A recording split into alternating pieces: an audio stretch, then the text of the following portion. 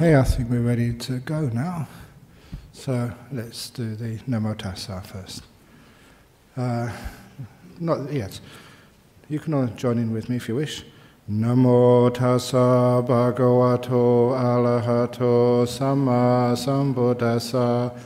Namo Tassa Bhagavato Arahato Samma Sambuddhassa. Namo Tassa Bhagavato Arahato Samma Sambuddhassa.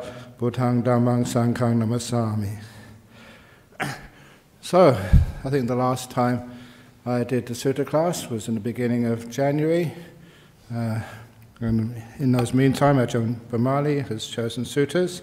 But what I have been doing, as many of you will remember, was taking quite a famous work called The Word of the Buddha, which was an anthology of texts chosen by the German monk in Sri Lanka, who passed away a long time ago now, Venerable Nyanatiloka, and all based around the framework of the Four Noble Truths, the Eightfold Path. This is core Buddhist teachings. And that was translated, I don't know how many years ago now, so I thought it was time for an upgrade of the translation, and so this is a new, modern translation. And because there's many versions of this, that's why we have to make sure the one I have in front of me is the one you see on the screen there. So far we talked about the first Noble Truth, the second Noble Truth. Now we get to the third Noble Truth. It's not like we're halfway through, because the fourth Noble Truth of the path, the Eightfold Path, that takes up the majority of this work. So we've still got a long way to go on this. So I'm glad that we got the right document on the machine there. Can you all see it okay? Good. So the Noble Truth, oops. Anyone cannot? I mean, there's one other way of making it bigger, is go closer. So you can actually get a telescope. That's one of Ajahn Chah's great teachings. This fellow was walking in the forest and he found a hole in the ground. There's a huge treasure in the bottom of the ground. But he tried to reach the treasure, but the hole was too deep. He stretched and stretched and he couldn't get to the treasure. And then he saw another man, there's a big treasure in the hole, but it's too deep. My hand can't reach it. And the man told him, said, you're seeing things the wrong way. It's not the hole's too deep, your arm is too short. So the man extended his arm by picking up a stick and hooking the treasure out. I always like that simile. It's not the hole is too deep, your arm is too short, so lengthen the arm, problem solved. Anyway, here we go. Now this is the Noble Truth of the cessation of suffering. It is the remainderless fading away and cessation of that same wanting. And the wanting we're referring to is wanting relating to the five senses, anything to do with seeing, hearing, smelling, tasting, touching, wanting to exist, the wanting to be, and the wanting for annihilation. That's the thinking that one will sort of destroy the self. And that wanting for annihilation, as I mentioned last time, that when you examine it and see it, you can see why it is a craving. It never works, because an I cannot destroy an I. In quoting from Oliver Twist, it's like a man who decides he wants to eat his own head. You can say that, to eat your own head, but a little consideration will soon show you it's impossible to do. So wanting to annihilate yourself is like trying to eat your own head. The giving up and relinquishing of that wanting, freedom from it, never letting it settle. And many of you may recognize those as the 4 ways of letting go. It's giving up, relinquishing it, the freedom from it. In other words, you're happy to be here, so you don't want anything. And you're never letting things settle. Wherever in the world there is anything agreeable and pleasurable, there the cessation of wanting comes about. This is similar to said where does craving or wanting come, where there's agreeable and pleasurable things. So you don't overcome suffering and the wanting which causes suffering by just moving totally away, from the body and the world. You can only move away so far. You can simplify, but you cannot just disappear in that particular way. You have to cease the wanting right in the middle of the 5 or the 6 senses. There the cessation of wanting comes about, and what is there in the world that is agreeable and pleasurable? Sight in the world is agreeable and pleasurable, hearing, smell, taste, touch and knowing is agreeable and pleasurable, and there this wanting comes to be abandoned. There cessation comes about. And it's one of those fine points of insight to realize that even though you know that seeing, for example, the first of those senses, is sometimes delightful, sometimes you see ugly things. But underneath the content or beside what you see, the very act of seeing is a delight. You want to see first and foremost, and secondly, you'd rather see pleasurable things rather than ugly things. It is the craving, the wanting to exist, to experience the world, to sense.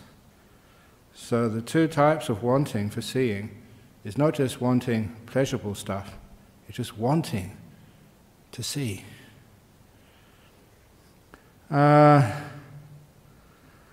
Whatever spiritual seekers in the past regarded pleasant and agreeable things in the world as impermanent, as suffering, as non-self, as a disease, as fearful, they abandoned wanting.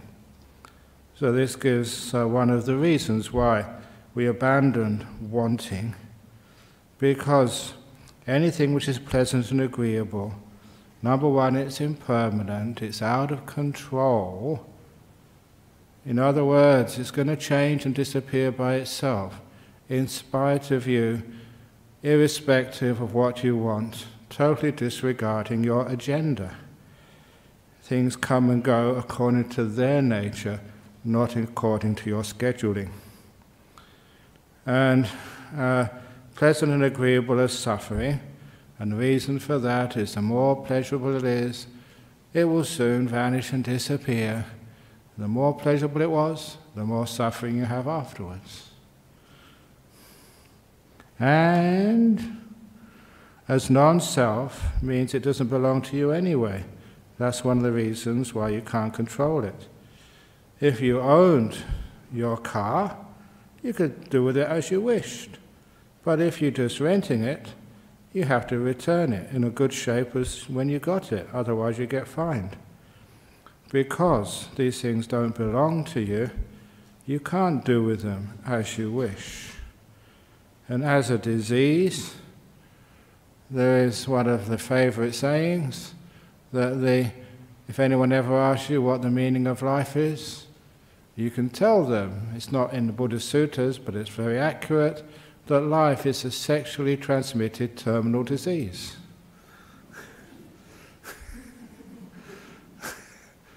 And if you think about that, that's pretty accurate. So, it is a disease. And whereas as fearful, oh, now that's amazing, fearful. People are afraid of the wrong things in life. People are afraid of peace and disappearing and deep meditation. That's why sometimes you get so far, I'm disappearing. I'm being happy. I'm becoming free. But we don't like that. We're afraid of the wrong things. I've just been editing one of the books coming out next. And of course, one of the items in that book is a famous story of the worm in the pile of dung. And his friend says, "The dung is terrible. Come up to stay in heaven with me." "Is there any dung up in heaven?" "Oh, no. well, can I take some with me? Because my dung is fragrant, it's warm, it's delicious, it's my food, because that's where a worm lives. So no. So the worm is afraid of being separated from its dung. That's our fear. We like our dung. We have great fun with that story. So, as fearful, that we regard other stuff as fearful, and they abandoned wanting. Even wanting is fearful. Wanting, I said in this little book, it's a nice saying, the wanting is the distance between where you are and where you want to be. It's a nice little definition. The distance from where you are to where you want to be. That's called wanting, suffering. So if you're happy to be where you are, there's no distance between where you are and where you want to be. You don't want anything, there's no suffering. So the dependent cessation of all phenomena, and this is a great title because all phenomena, this is not just what you experience, it's also the experiencer, the whole mechanism for which you experience and investigate and explore the world. It's not just what's out there, it's everything which is in here as well, ceasing. And how does this happen? Causes. But with the remainderless fading away and cessation of that same wanting, when you don't want anything, when you're still, you're content, happy, comes the cessation of the fuel. This is one of those translations of upadana. Usually people call it clinging. And sometimes that just does not really get to the heart of what that word means. It's much better to call it a fuel. It literally means, the upa is exactly the same as the English word up.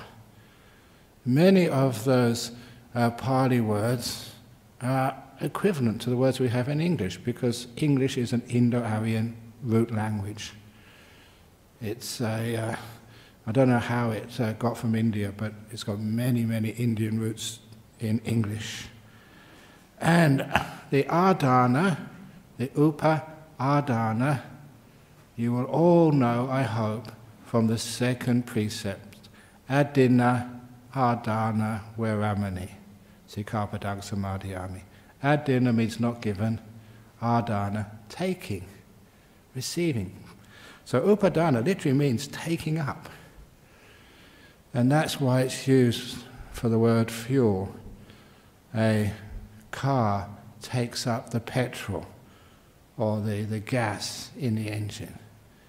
An oil lamp takes up the oil. That's why it's called fuel. What something takes up in order to exist and grow. The trees take up water and other nutriments from the soil. It upadanas that water. So comes cessation of fuel. When there's no wanting, there's nothing fuel. The gas has run out. When the cessation of that fuel, there's nothing to keep more states of existence growing. And this is, I always find this a fascinating part of the dependent origination. This idea of bhava, the existence, how things actually grow, and how much the mind creates the world. Certainly in the realms of the hell realms, ghost realms, certainly the heaven realms, how much the mind creates those realms for you. We actually make existence. And even this realm we live in now, this human realm, yes, we have a language which makes us agree on many, many things. But if you actually talk to one another, we do live in separate worlds. One of the reasons why we argue.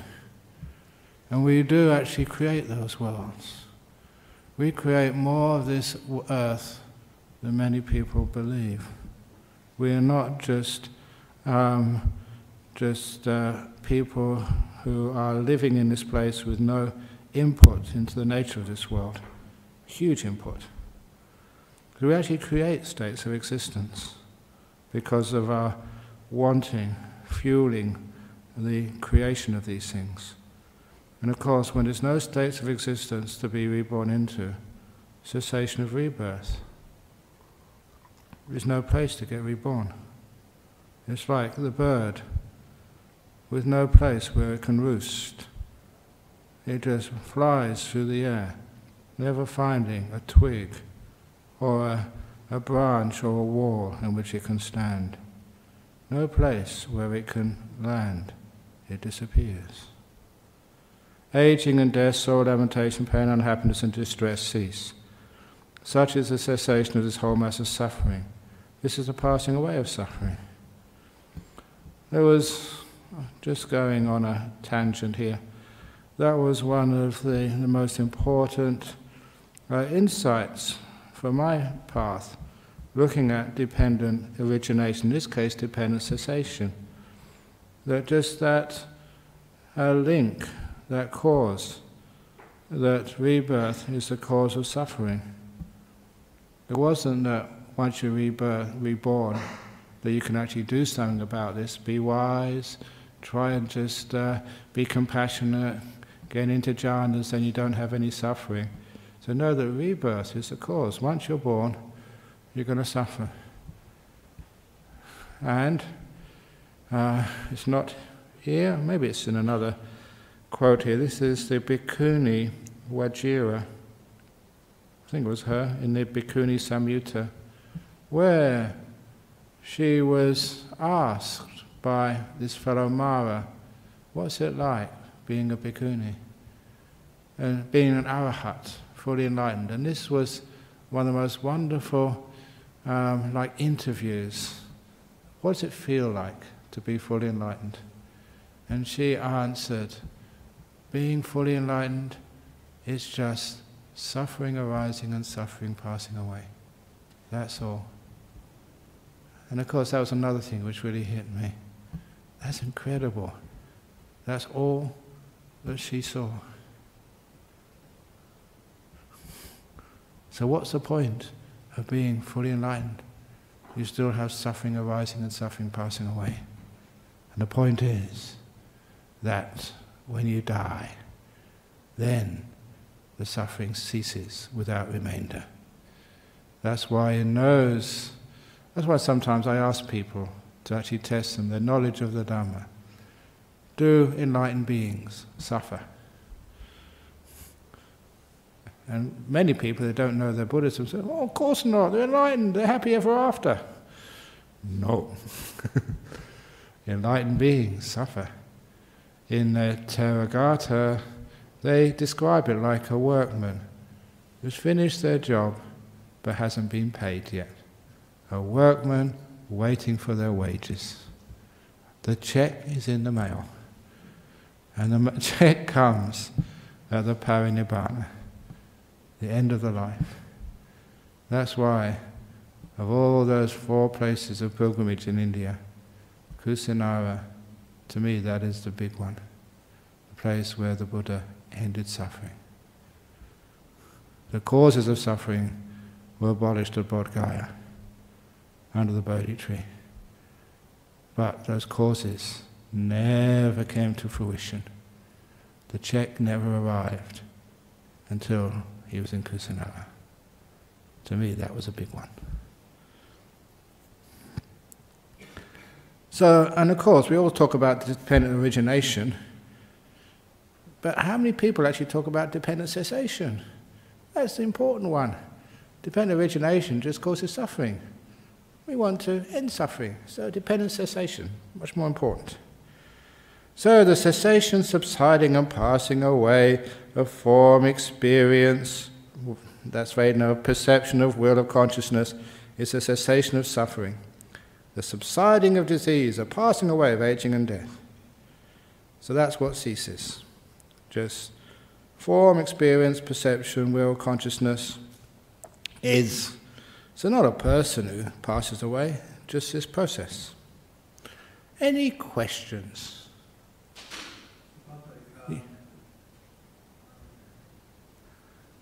Okay, we get the microphone. Bhante, so just following up from what you just said about enlightened beings, my understanding is that there's three sorts of suffering that we experience. One is just, the hot and cold, the fact of being in the body and all that sort of stuff. The second form of suffering is the suffering of not getting what I want and having what I don't want.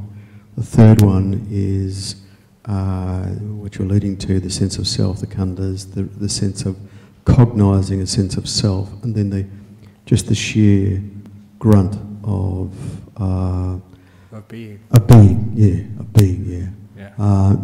So, is it fair to say that after someone is enlightened but still in the body, that those second and third ones fall away, but the first one doesn't fall away until you basically die? Yeah, the word in Pali is dukkha dukkha, sankhara dukkha, viparinama dukkha. And not in that order actually. The sankhara dukkha, the fact of existence, the things come, they're here, they arise, they pass away. That is a big one. Viparinama dukkha, that things are always changing, we can accept that. Things don't last. And dukkha dukkha is the ordinary, common and garden version of dukkha, having to pay your taxes, looking at what goes on in the United States with politics. That's dukkha dukkha, that's ordinary stuff. This is the deeper stuff. Even when you get everything else out of the way, and everything else is happy, just the fact that you are. To be is to suffer. You know that as a psychologist, you actually make your living out of that, truth. To be is to suffer.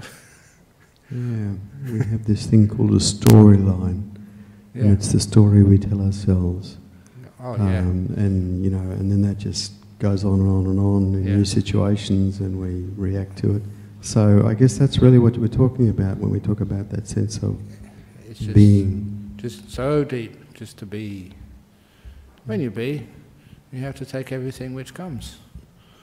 So you're never free. Thank you. So anyway, now we can get more into this, because this is all about Nibbana. This is the end of suffering, the third noble truth. Nibbana with residue remaining. This is sat parisesa Nibbana. That's literally what it means, with something remaining. This is peaceful, this is sublime, that is the stilling of all will. This is the sabba sankhara samatha, of all will. The relinquishing of all acquisitions. Everything you let go of, not just physical stuff, your mental stuff as well. The destruction of wanting, fading away, cessation, nibbana. And earlier on in this we said how the Buddha remarked under the Bodhi tree, just so few people will even understand what it means to still all the will. Sabba sankhara samatha. Wow. That is really disappearing. Because there's something which happens, which I pointed out, when there is stillness, especially the stillness of the will, things vanish. You've seen me say this before, it's so well known, that when you close your eyes, you see the inside of your eyelids doesn't move, so after a while, sense of sight turns off. Hearing, you can hear the sound of the traffic in the background. But after a while, it doesn't change that much, it disappears, it vanishes. Anything which is still disappears. That's why it says it fades away and then ceases. So when you still all of the sankhara, all of the will, things vanish. Everything disappears. Okay, Nibbana. Now, the next one, when excited by wanting, overcome by wanting, when full of aversion, overcome by aversion, when deluded, overcome by delusion, with a mind obsessed by these things, You intend for your own affliction, for the affliction of others, or for the affliction of both. You're experiencing mental suffering and depression. But when wanting, aversion, and delusion are abandoned, you don't want anything. When you have no aversion to stuff. And delusion, you see, the driverless bus. There's no one driving that bus, so stop complaining. You do not intend for your own affliction, for the affliction of others, or for the affliction of both. You do not experience mental suffering and depression. It's actually because of these things of wanting and aversion and underlying delusion. That is actually why we cause so much affliction and irritation for one another. So for those people who really want to be compassionate, which means lessening the affliction we cause one another, lessening the wars, the arguments, and all the problems we cause one another, we have to overcome our wanting, aversion, and delusion. Because when wanting, aversion, and delusion are abandoned, you don't intend for your own affliction. It's not just others' affliction, you afflict yourself.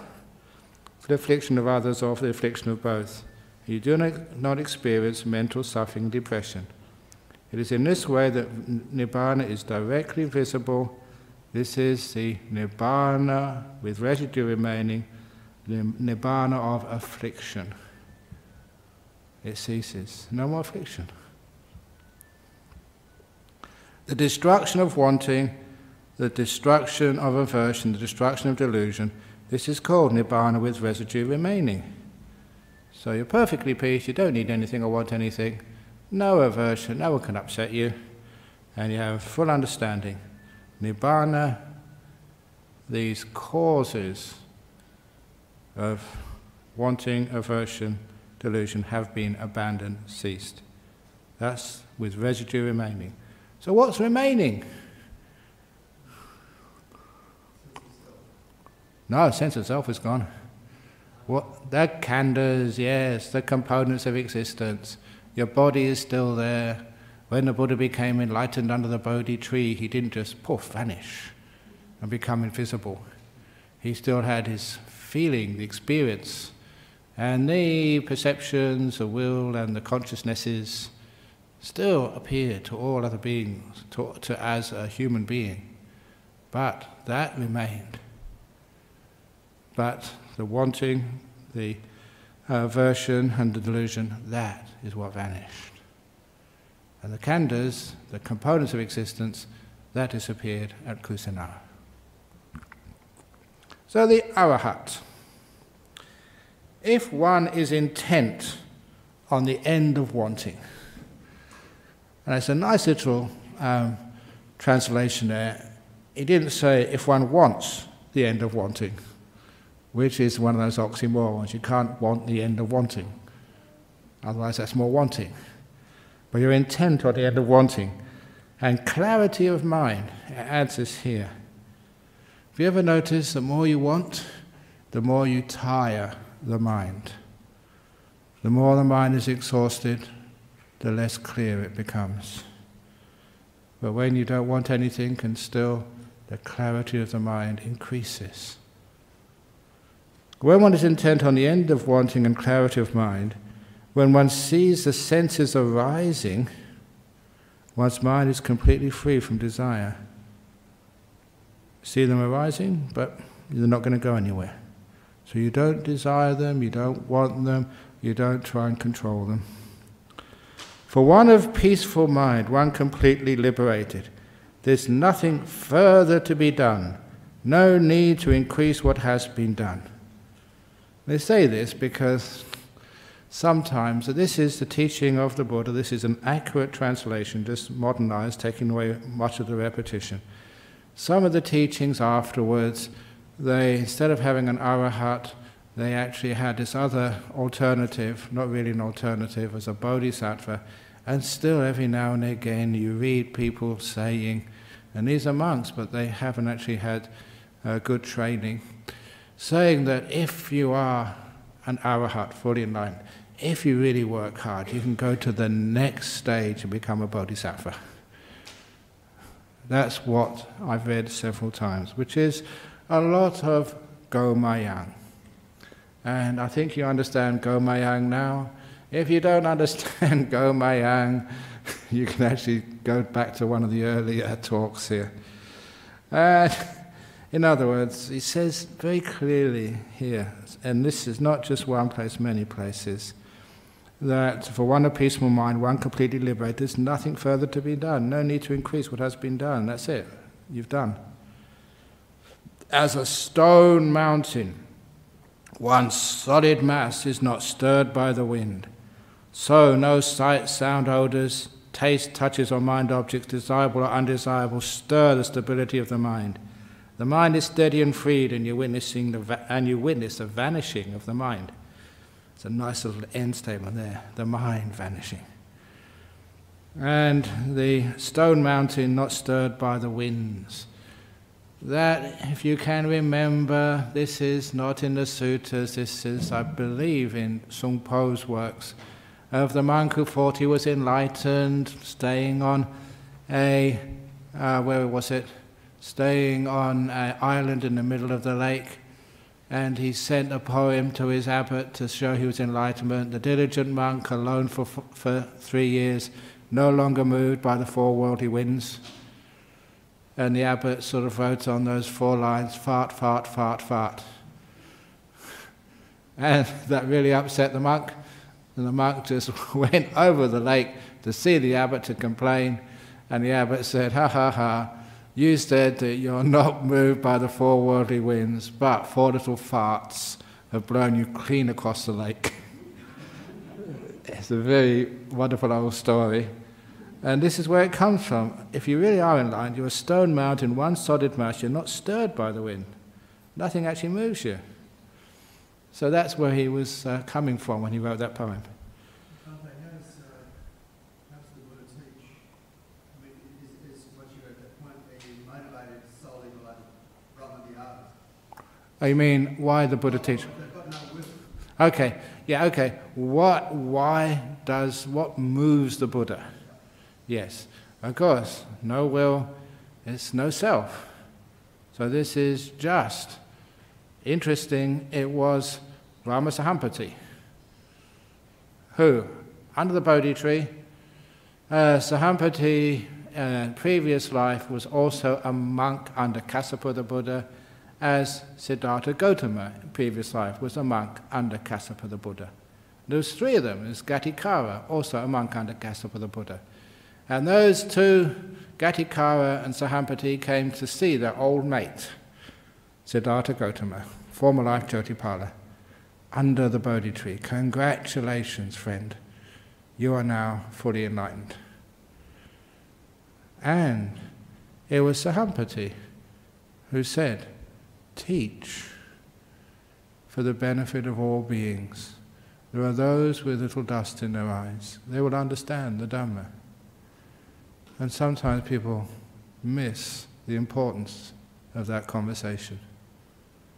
That is what was the seed to motivate the Buddha's teaching career.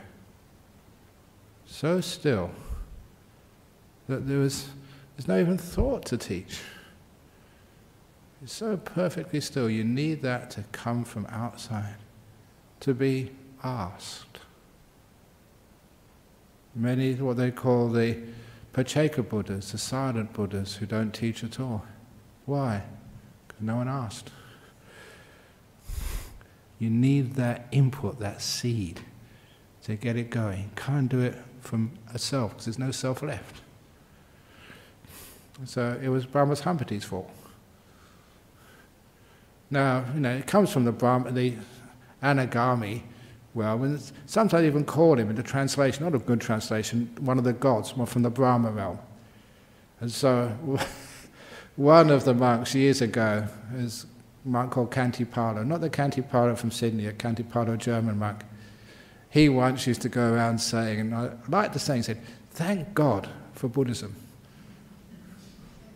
Thank Sahampati for Buddhism. If he hadn't said that, we wouldn't be here today. It's a bit of a joke, a funny saying. He said, thank God, Brahma Sahampati for Buddhism. If he hadn't have asked, it wouldn't have happened. So that was a seed.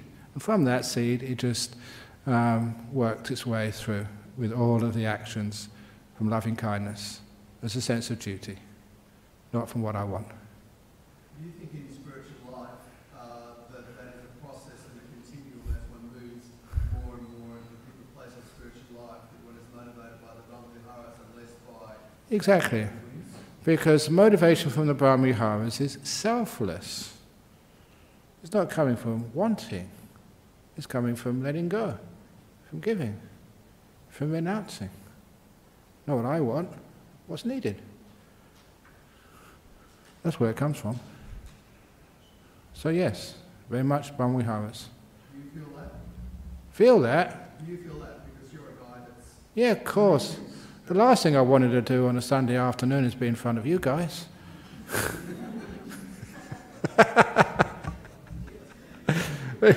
But my loving kindness, oh yeah, sure, let's do this. Okay, I'm exaggerating there. You got a question? Okay. Yes, will and wanting, exactly. All comes together. If there's no will, you don't want anything. Here we go. The Arahat.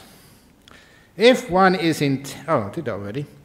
A stone mountain. So, and one who has considered all the contrasts in this earth. This is a nice one.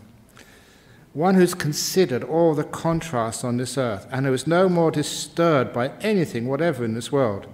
The peaceful one, freed from rage, from frustration, and from wanting. That stream of consciousness will not be reborn. Like that one, for all the contrasts in this earth, actually consider it.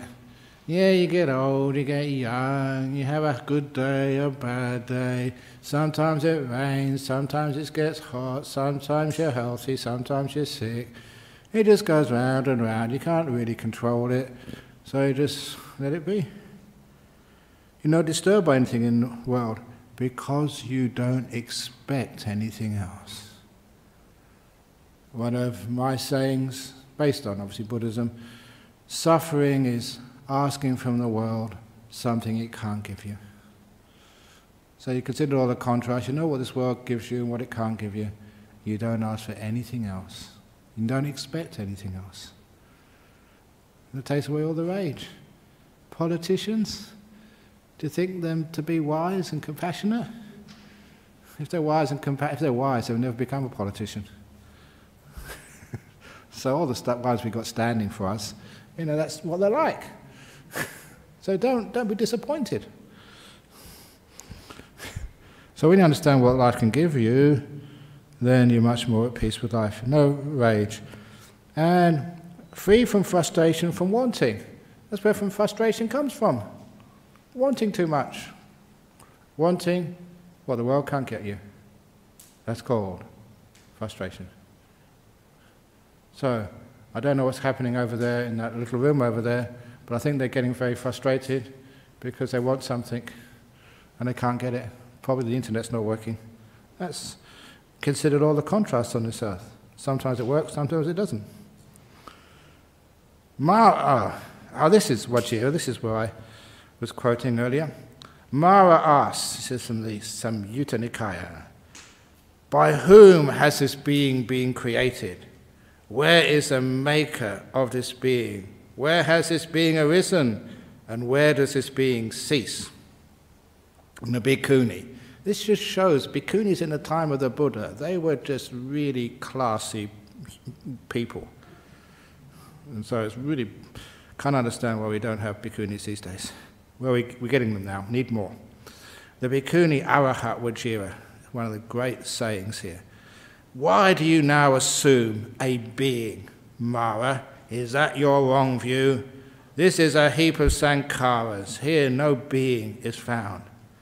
Just as with coming together of parts the word vehicle is used, so when the five components of existence exist, they're just a conventional term, a being. In the original it said chariot. We don't use chariots these days, so I put vehicle. I don't know why more people don't just up the translations we have these days. It is only dukkha, suffering, that comes to be, dukkha that stands, and dukkha that falls away. Nothing but dukkha comes to be, nothing but dukkha ceases. Instead of saying, who created this world? Who's the maker of this? Just suffering arising, suffering passing away, that's all.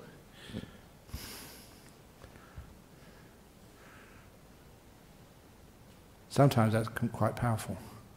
The end of suffering, nibbana. Okay, any questions on that? Okay, so now that's a powerful hitting one. Now we go to the noble truth of the way leading to the cessation of suffering. There are these two extremes that should be avoided.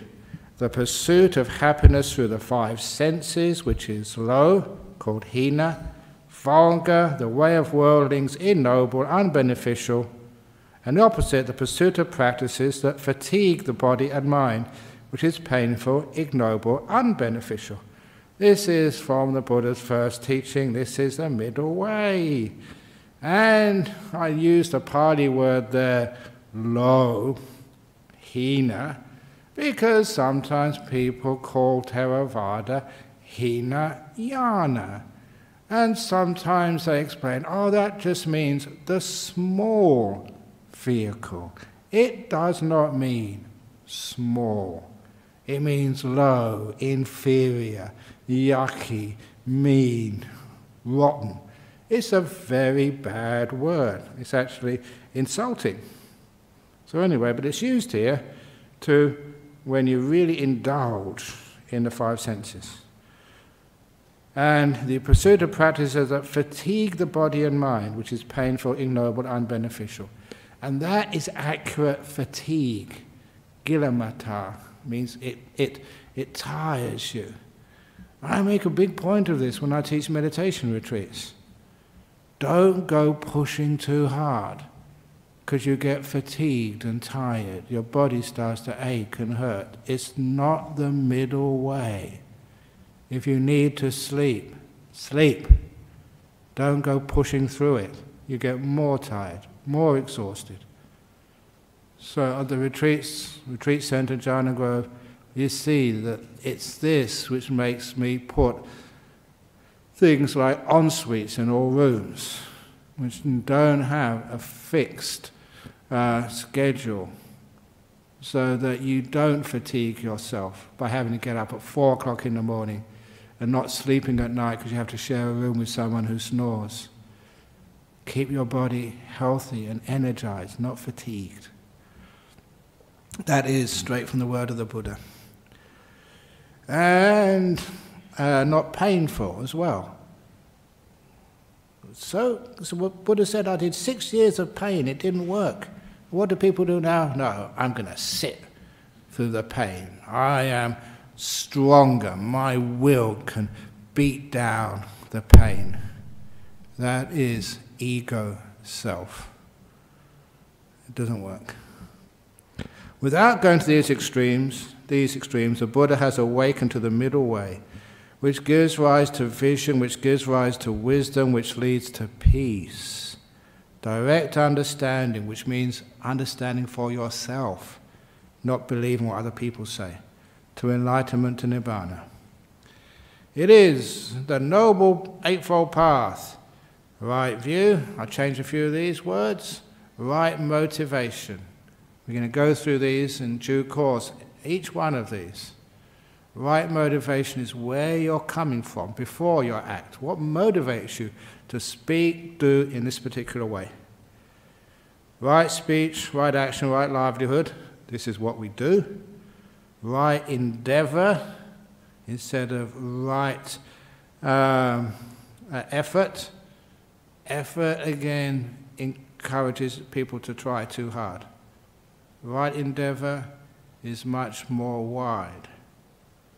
Right mindfulness, and lastly, right stillness. As you all know that for so many years now, calling it concentration just misses the point and causes a lot of problems when samadhi means stillness. This is a middle way awakened to by the Buddha, which gives rise to vision, to wisdom, leads to peace, direct understanding, enlightenment, nibbana. The pursuit, this is from the Arana Vibhanga Sutta, Majjhima 139, the pursuit of pleasure that is linked to the five senses, low, vulgar, coarse, ignoble, and unbeneficial, is a state beset by suffering, frustration, despair, and fever. It is the wrong way. Disengagement from the pursuit of pleasure that is linked to the five senses, low, vulgar, coarse, ignoble, and unbeneficial, is a state without suffering, frustration, despair, and fever. It is the right way. And in particular here, the reason I put it, because this is the understanding of that middle way, avoiding the pleasure just of five senses, not the sixth sense, the mind. So wherever you get things like inspiration, a really good Dhamma talk, or you see people being really kind, really generous, and it brings tears to your eyes, the beauty of people, and it gives you a pleasure of the mind. That, the Buddha was saying, encourage. The deep meditations, huge pleasures. Do not be afraid of those. Develop them. So when we say pleasures, the ones we should avoid are five sense pleasures, and we replace those with the joys of the mind, the sixth sense.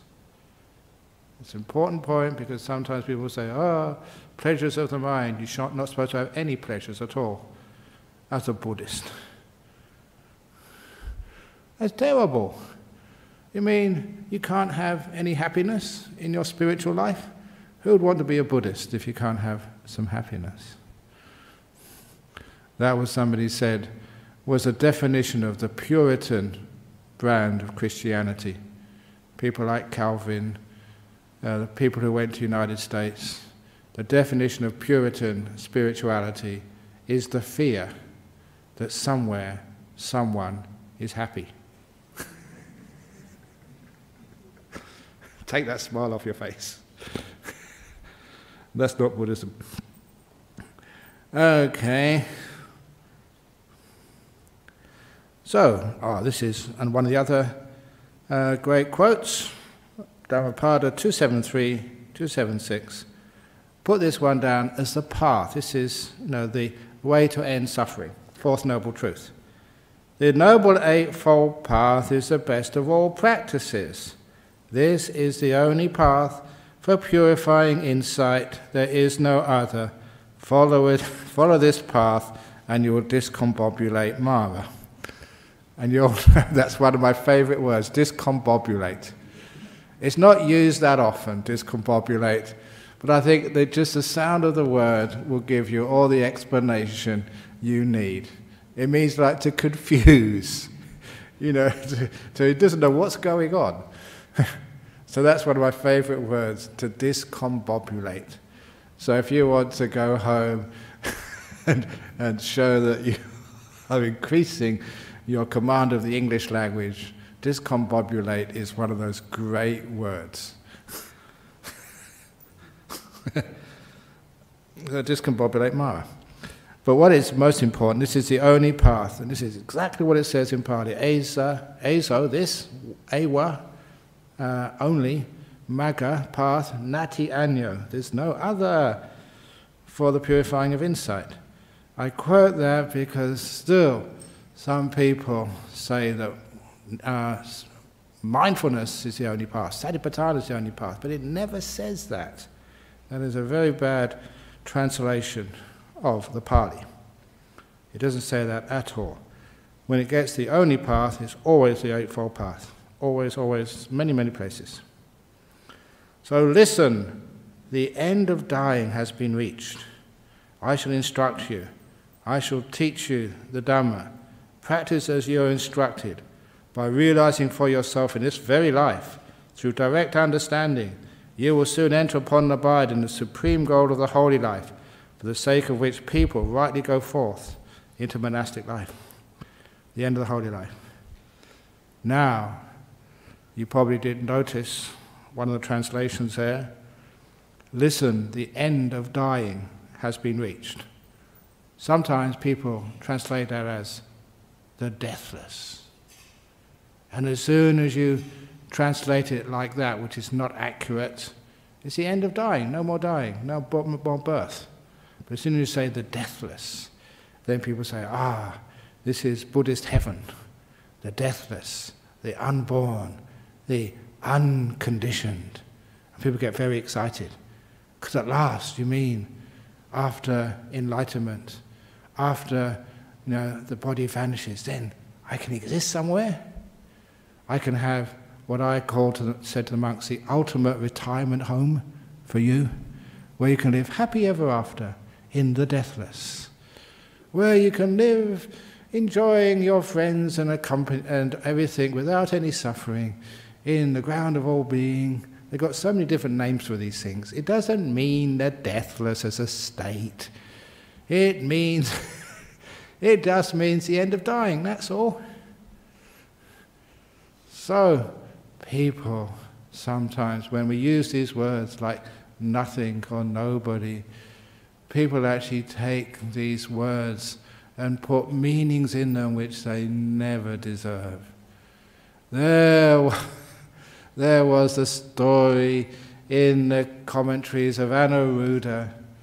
Anuruddha was a cousin of the Buddha. He became enlightened, but when he was a young boy, he came from a rich family, and he had his lunch. We had his little cakes for his lunch from his mum. And instead of eating them, he was gambling with his friends or playing marbles. And he kept losing the cakes. So he sent his servant to go and get some more cakes. 3 times his servant went back home and brought him new cakes. But the 4th time when his servant went home, Mum says, no cakes left. They're all gone. Finished.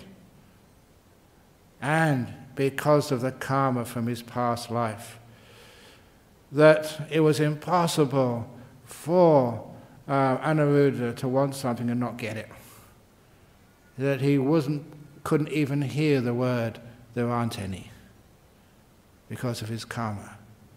So, when the servant came back with an empty basket, the heavenly beings said, whoa, we've got to enforce the law of karma. They're just like, heavenly police people to make sure that karma works and it never gets broken. So what can we do? So they put in some Deva cakes. This is stuff which the heavenly beings would eat. And they put some in the basket. So, when the servant arrived to the little kid, Anuruddha, and he said, have you got the cakes? And the servant said, nutty cakes. Nutty means there aren't any. In Pali, nutty cakes. And so, Anuruddha looked in the basket, and there's the most delicious cakes you've ever eaten in your life. And he said, wow, my mum has been depriving me all these years. She's never let me have a nutty cake before. Nutty cakes are the best. When nutty means just a word that aren't any. And that's just like, he said, the end of dying. The end of dying. That is a state. Instead of saying there aren't any cakes, no, there are cakes. They're called, there aren't cakes. There aren't cakes is a special type of cake. That was also used by Lewis Carroll in Alice Through the Looking Glass, I think, where she eventually arrived at the square of the Red Queen.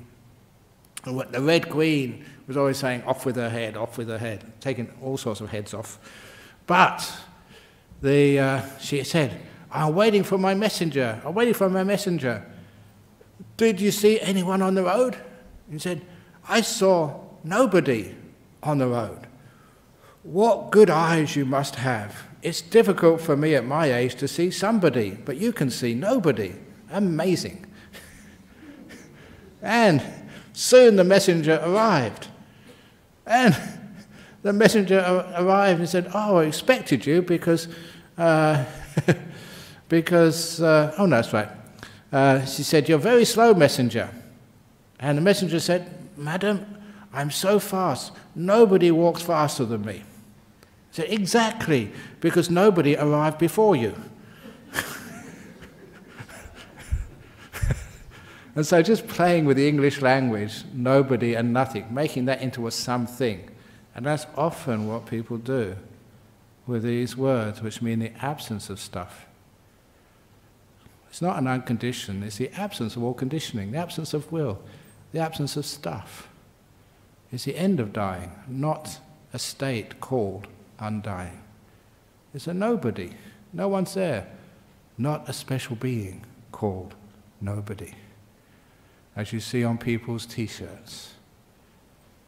Nobody is perfect. I'm a nobody, therefore I'm perfect. That's very good logic.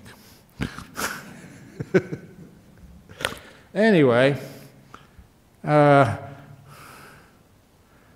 right view. So this is the introduction to the Fourth Noble Truth. Now this is the Eightfold Path, the way. After my parinibbana, this is a Buddha talking, parinibbana is, pari means complete, all over, total, without remainder. Some will think that the Dharma has ended and you no longer have a teacher. This is wrong. After the Buddha's parinibbana, the Dharma and Vinaya will be your teacher. So this is actually where, and I mentioned this, the Dharma and Vinaya is your teacher, what we're having here. Sometimes that people go to a particular monk or nun and give them far too much authority. I tell lots of people, as a Buddhist, you take refuge in the Buddha, the Dhamma, and the Sangha. Not in any guru. You don't take refuge in the Buddha, the Dhamma, and Ajahn Chah. Certainly not Buddha, Dhamma, and Ajahn Brahm. Certainly not Buddha, Dhamma, and His Holiness the Dalai Lama. You take refuge in the Buddha, Dhamma, and the Sangha. It's an important point. So you don't attach to one particular teacher. What is the Sangha then? The Sangha is a whole group of people who've gone forth in the institution which grows and generates and nurtures just the great teachers of Buddhism. Suppose someone were to say, oh, this is great. Suppose someone were to say, friends, this is the Buddha's teachings, the Dhamma and the Vinaya, that I have heard myself from the Buddha. Then you should check this person's words with the Sutta and with the Vinaya. If they agree, then you should conclude that this is the teaching of the Buddha. If it disagrees with the Sutta and Vinaya, then you should conclude that this person has wrongly understood the teaching of the Buddha. Or suppose someone were to say, friends, I heard this from a community of senior monks with distinguished teachers. Then you should check this person's words with the Sutta and the Vinaya. If they agree, then you should conclude that it is the teaching of the Buddha. If it disagrees with the Sutta and Vinaya, then you should conclude that this community has wrongly understood the teaching of the Buddha. Or someone were to say, friends, I heard this from many learned elders who uphold a tradition. Then you should check this person's word with the Sutta and the Vinaya again. If they agree, then you should conclude that this is a teaching of the Buddha.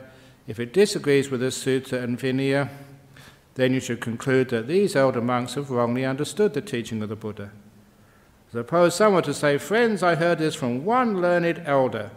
Then you should check this person's words with the Sutta and the Vinaya. If they agree, then you should conclude that it is the teaching of the Buddha. If it disagrees with the Sutta and Vinaya, then you should conclude that this learned elder has wrongly understood the teaching of the Buddha. So with all these cases, this is called the Four Great Standards which the Buddha laid down for making sure that good teachings will always continue. So that if they say anything, the final authority must be the Sutta and also the Vinaya. Yes?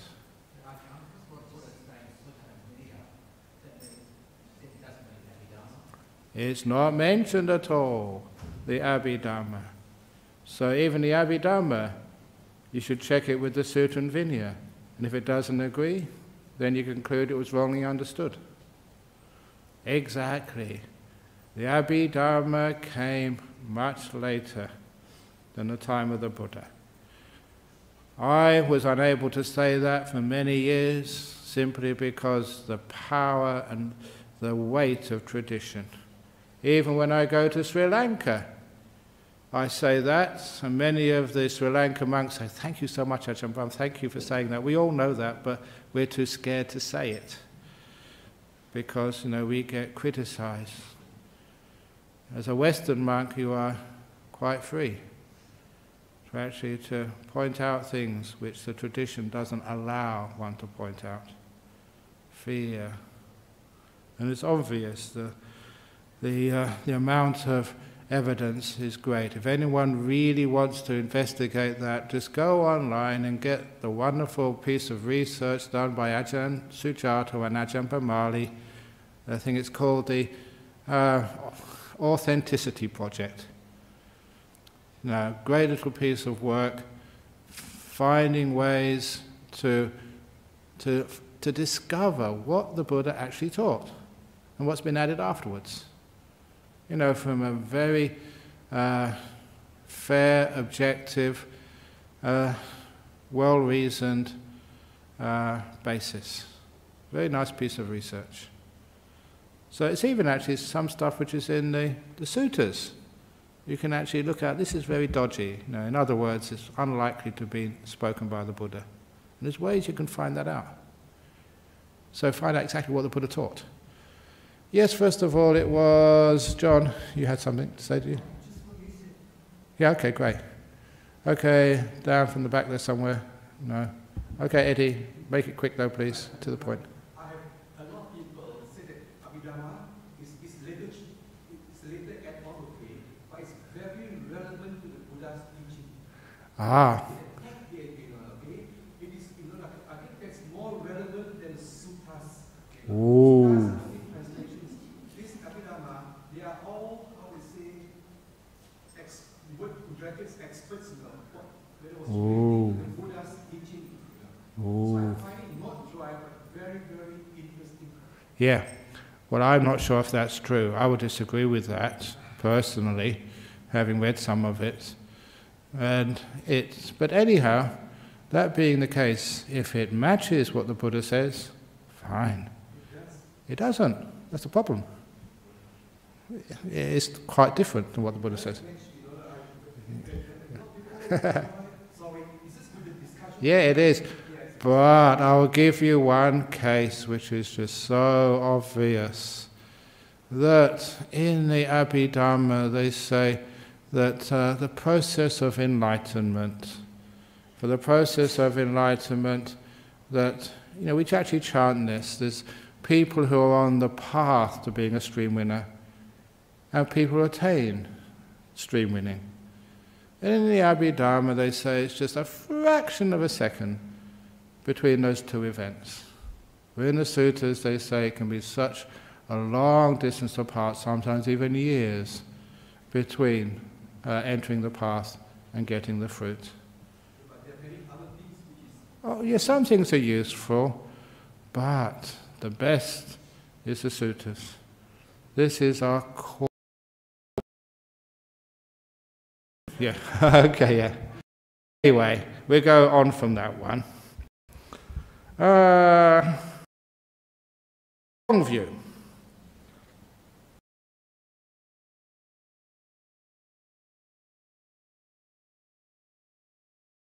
That is impermanence, vijnana, that is the permanent essence.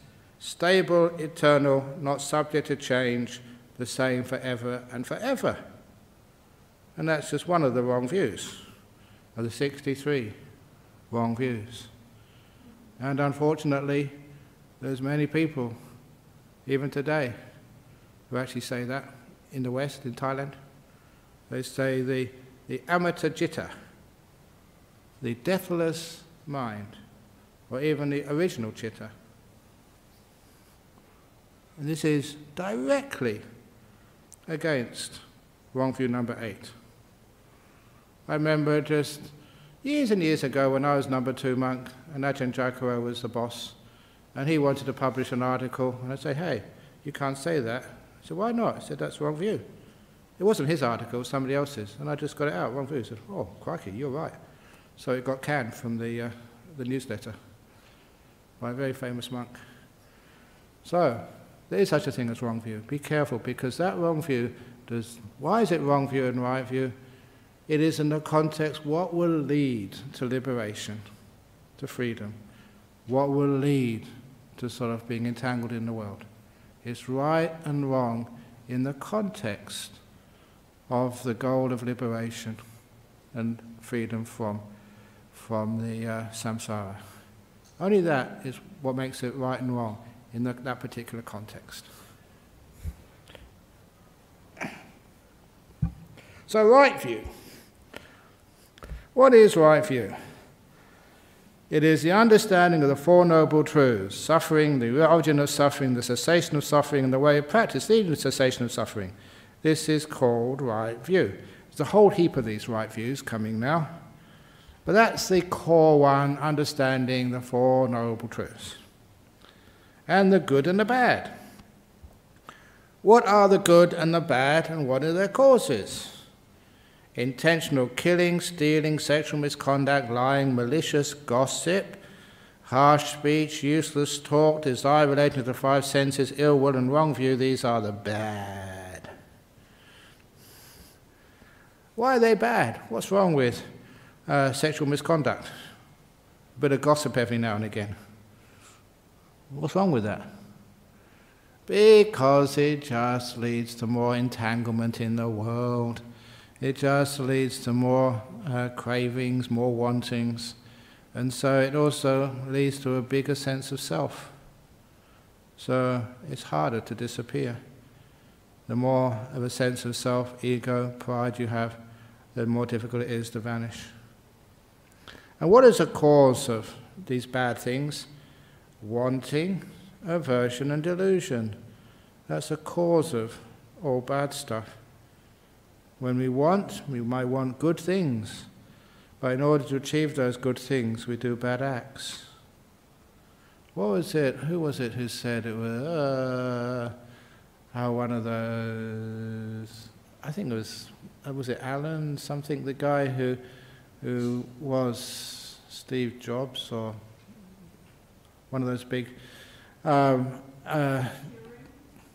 not Turing.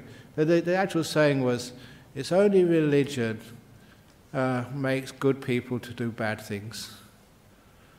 Who was that? Something Allen or something. But anyway, it's just saying that sometimes that the wanting even to do good things and to do good for the world can sometimes make people do gross acts of badness, causing the bad. We want to do good things, but in order to achieve that, we've got to get people out of the way. Kill people, cull all the people, or cull all the naughty people. So we think that's the best way for the world. So be careful of wanting, because it can sometimes make good people do some terrible things. And aversion, obviously delusion as well. Refraining from intentionally killing living beings, stealing, sexual misconduct, from lying, malicious gossip, harsh speech, and from useless speech. Contentment, loving kindness, and right view, that's the good. And it's interesting here, the opposite, obviously what's the bad, the wanting is contentment. The opposite of aversion is loving kindness. That's the good. And what's the cause of the good? Renunciation, compassion, and wisdom are the roots of the good. Amassing stuff is the roots of the bad.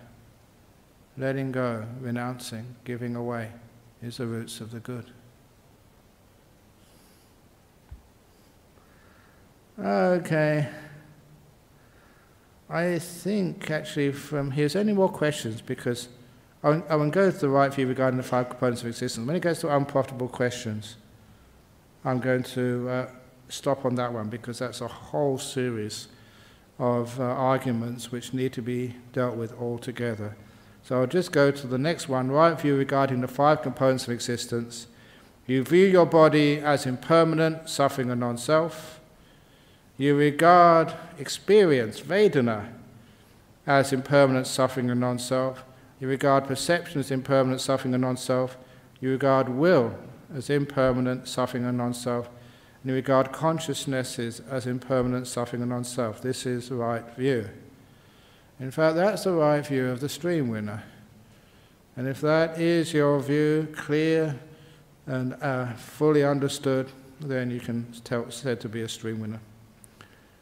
You view your body as impermanent, suffering and non-self.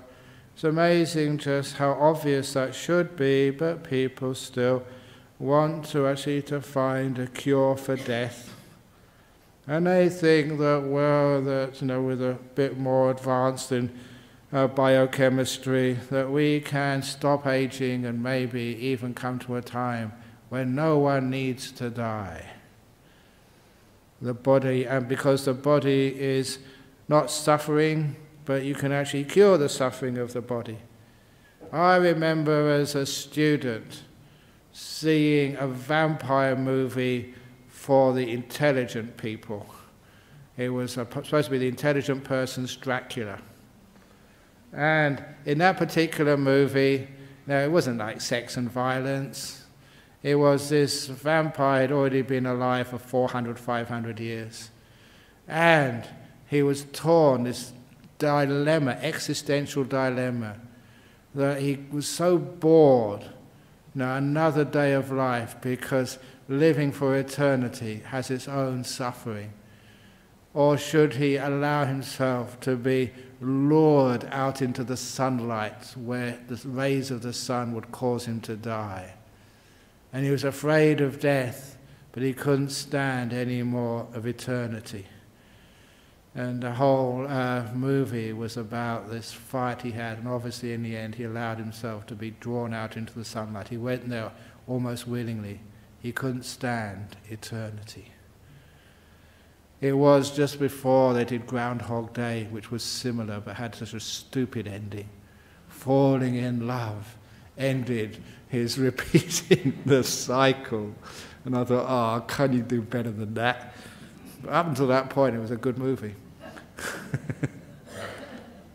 But if your body was permanent, would you enjoy it? So movies like Groundhog Day, or that movie on Dracula, who had eternal life. As a psychologist, Chris, you can understand that would be incredible torment. So impermanent, suffering and non-self, who wants to be permanent? Haven't you had enough? Experience, Vedana, is impermanent. It comes and goes. And the thing with Vedana, the experience, you can't control it. You can't have happiness without suffering. But it's nice to know you can't have suffering without happiness. So it doesn't matter how much you suffer, you always know it has to pass, it has to go. Even in a really, really, really... what was this simile story? It was a book by an Argentinian fellow during the time of the generals. He was a journalist, disappeared in the middle of the night, taken to an underground dungeon and tortured by the generals in Argentina at the time. And it was called, his book, Prisoner Without a Name, Cell Without a Number. And it was a harrowing book, but the point, or the passage in the book which really struck me, was that he's been tortured, and one day, between torture sessions, his guards gave him a letter from his wife. And he wrote in the book that he told his wife, never ever try and contact me if I disappear.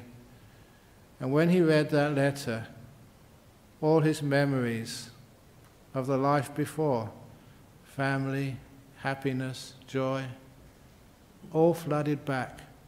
And it was that which made the torture just so unbearable. He'd almost, as much as you could, got used to it. It was his life. Months and months and months in his underground cells. But now he had this memory which he blocked out so he wouldn't suffer so much. He said it was just so painful.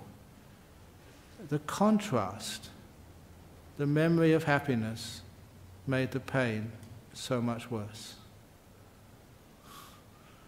The good cop and the bad cop routine. You need the good cop to make the bad cop really hurt. You can't, of course.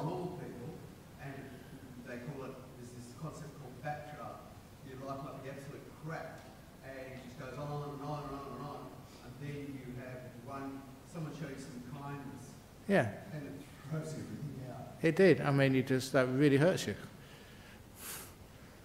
Because now you've got something to contrast it with. Over in Christianity, I remember reading this. I think it was St. Augustine. He said, when you go to heaven, if you've been a good Christian, believe in Jesus, one day a year, one day out of 365, you have to spend the day in hell. Otherwise, you wouldn't appreciate heaven. And there's a lot to be said for that. If you're living in heaven all the time, it's just be normal. You wouldn't really understand, wouldn't really appreciate it. So that's why he said, you still have to go to hell if you go to heaven. And I suppose the same with hell. Maybe once a year you go to heaven. And that really must suck to know you're going to go back down there again next day. Ooh. So, Vena is impermanent, suffering and non-self. So you can't have continual happiness. So the idea of a Christian heaven, where you live happy and ever after, or any place where you live happy ever after, is just irrational. You regard perception as impermanent. I love this one. You can't trust your perceptions. What's your favourite food? Next year, what's your favourite food? You think, oh, it's just delicious, it's beautiful. But actually, when you get it, it's usually nowhere near as good as you fantasized it to be. Perception is always untrustworthy. It promises you what it never delivers. And my obvious example is a perception of when you fall in love. You remember the time you fell in love and your partner was the most wonderful person in the whole world. Just so delightful. And those of you who've been through a separation or divorce, you think, why did I ever marry that bastard? It's the same person. Just the perception has changed. So be careful, you can't really trust perceptions sometimes. They're impermanent. They let you down, and you're out of control. And, the will is impermanent. Can you ever, like people sometimes say, have a goal in life, sustain that, keep on going. Some people commit to goals in life, and it's amazing. Eventually they give up. How long can you actually sustain the will? It's not coming from you. So after a while, people give up. So that's one of the problems with will. It's impermanent, it doesn't belong to you, it's just condition, that's all. And to will is to suffer. Have you ever meditated and you can't just be peaceful and still? Always thoughts, there is something coming up. Where's that coming from? It's the will. Never lets you sit still for a moment. Always on your case. Come on, watch the breath. Come on, get up. Come on, close the door. Come on, scratch my nose. The will is always telling you what to do. Never allows you to be peaceful. So the will is suffering. But every now and again, maybe the will just disappears for a while. You know what that's called? Contentment. If you ever notice those times of contentment is sitting having a cup of tea by yourself. You don't want anything. What's missing? Will. After a while you start to notice that will, it masquerades as your friend. It offers that if you feed your will, it will bring you riches and success and money. Just get out there and work hard and you'll be famous. You'll be wealthy. You'll be well known. It always lets you down. And lastly, consciousness is impermanent suffering and non-self. Because when your consciousnesses start to vanish, you're still peaceful. Meditation. You've never had so much happiness before as when your 5 senses disappear. After a while you realize, hey, why are the deep meditations so happy? It's because 5 senses are gone. They were suffering. So this is where you understand the nature of the 5 components of existence. When you understand their impermanent suffering and non-self, you don't want to sort of encourage them anymore. Bye-bye, 5 components of existence. Okay, any questions, comments? Because that's all I'm going to do today. Unprofitable questions will come in a fortnight's time. Now I open up for profitable questions. Okay. Okay, yeah. A little confusion about ghosts. Ghosts? Yeah. And people, for instance, I've got a friend and her husband passed away a few years ago. And a few times she said to me, oh, Harry knocked on the door last night, clear as anything. And I came downstairs, I opened the front door, and there was Harry, and she said, what are you doing here? You're not supposed to be here.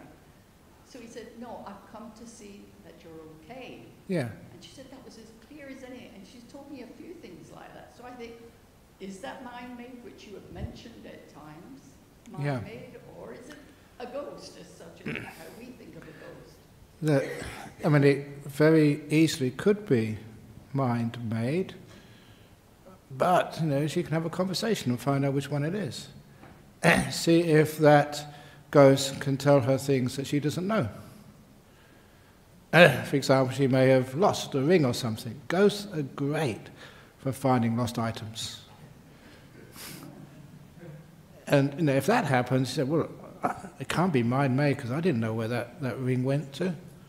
Or even better, you know, we're now always raising funds for something or other. She should ask Harry for the lottery numbers next week.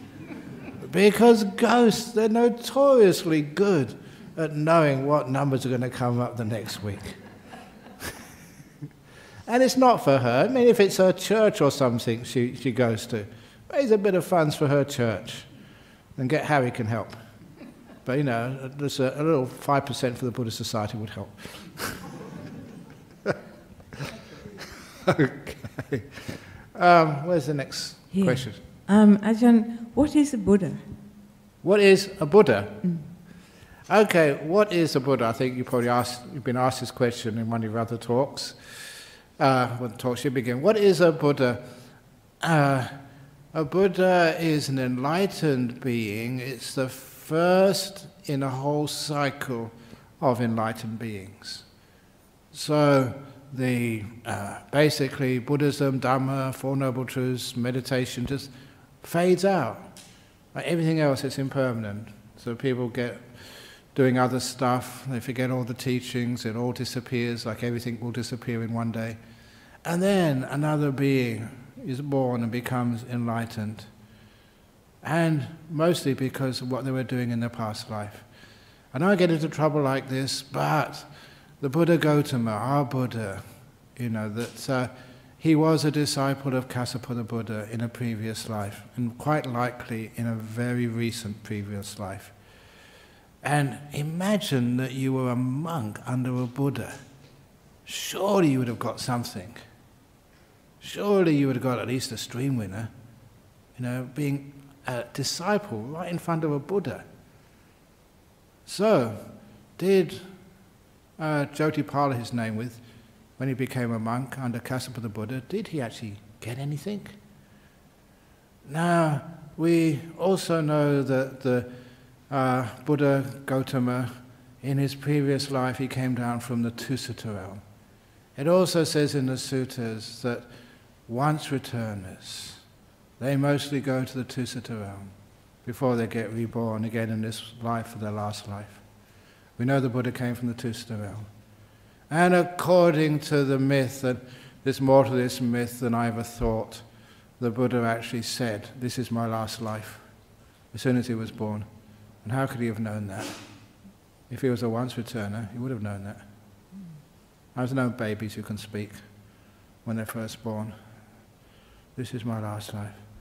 So there's lots to be actually said that even Siddhartha Gautama was a once returner when he was born. But what happens to people like that? They just live an ordinary life, you know, a good life, you know, exceptional young men, or young women if they're young women, good, but they don't know the Dhamma when they're 6 or 7 years of age. You forget that past life, like everyone forgets their past life, usually at the age of about 6 or 7. The new brain, the new life takes over, and then you have to experience it. So that was Siddhartha Gautama.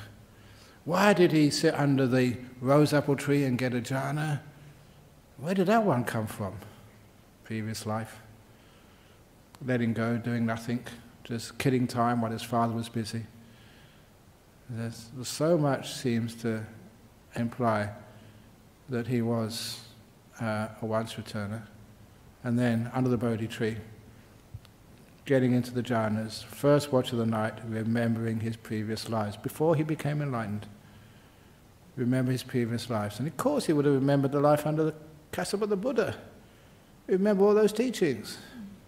So was it really discovering those teachings or remembering them? So for me, I say there's once returners, get reborn in a time there's no Buddhism around. And they become fully enlightened, and they teach, and that's the next Buddha. So what's the silent Buddha? What's their part in it? The silent Buddha, they're once returners, they get reborn, they become enlightened, but no one asks them to teach. So how does the stream of Dharma continue if that happens? Because there's so many once returners. Sooner or later another one will come along. So there's plenty out there. We can have a few who just are not asked. I know that's very controversial, but there's a lot to say for that. Yes? I think you might enjoy watching a lady, her name's Barbara, and she's on YouTube, and she believes that she's the reincarnation of Anne Frank. Oh, yeah. And it's a beautiful, convincing interview. Yeah, good, yeah. Well, look, and it's quite likely, like someone like Anne Frank, a reasonably good girl, people who seem to be prematurely die, they die without having fully lived their life. They seem to get like presidents in their next life, getting reborn. And of course, sometimes they remember things which other people can't remember. And they have details which there's no way they could find that out. Quite likely.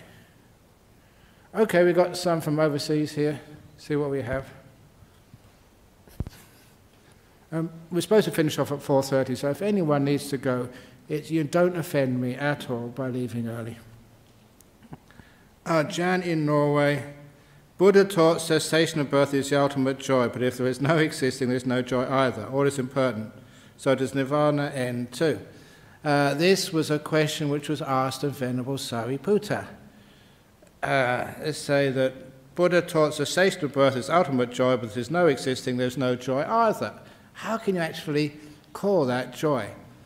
And Sariputta said, it's just like when a person is sick. If you're sick in hospital, when the sickness is cured, when you're over, you feel so happy. Because the happiness is the ending of an affliction. It's understanding what happiness truly is. The ending of an affliction. And so, when all the afflictions vanish and cease, no more 5 khandhas, no more experience, an affliction is ended. That's why it qualifies as joy. That's in the suttas. From the USA, Evie in the USA. Is going on the path towards liberation another result of cause and effect, or is it a deliberate effort by something other than will? It is a result of cause and effect, and the deliberate effort, the path towards liberation, is caused by other people. It's a brainwashing. It's in the Mahavedala Sutta. The cause for stream winning is Yonisamanisikara, going to the source, going to the womb, going inside, the origin of stuff. It is actually includes the jhana practice. And the other of those two causes is paratagosa. Literally means the words of another. And that's a powerful teaching there. You need the words of another person who's enlightened, or at least as a stream winner, an Arya, in order for you to become a stream winner. They actually put that seed in. brainwashing. To become a Buddha, you need another Buddha there, somewhere, another teacher, to actually put that seed in. That's why the Buddha Gautama had to have some input somewhere else, not just himself. You can't do it yourself. It has to come from someone else. So, that seed which caused the avalanche of the Buddha becoming fully enlightened, that seed was planted by Kassapa the Buddha. So the result, the cause and effect, comes from the words of another enlightened being, another Aryan. Lastly, is wishing to live, craving. Yes, that is craving. Is wishing to die, craving. That is craving too. So don't think, oh, wish to live is craving, I'm going to end craving and I'm going to end my wish to live. A lot of times it's not the ending the wish to live, that's the wish to die. That's the vibhava tanha, the craving to annihilate. So all wishing is craving. So just let go and just go for the ride and stop trying to control it. Stop trying to end your life early. Stop trying to extend it. Just let the cause and effects play out. Let go. That's the wish to live, craving. It is craving. The wish not to live is craving. Is that clear? Okay. Anyway, there we go. That's another sutta class. My translation here, pretty accurate. You can always ask someone like Ajahn Brahmali, Ajahn Sujato to check me out because they're also really, really top-class Pali experts. And the next class will be in 2 weeks' time. So I'll be back, going off to Thailand on Wednesday, but back by the weekend of, when is it? 23rd, 24th, 25th, roughly that weekend. We do the next bit of the Word of the Buddha. It should be online, so you can even check what's being said next week, next fortnight. Sadhu, sadhu, sadhu. Very good.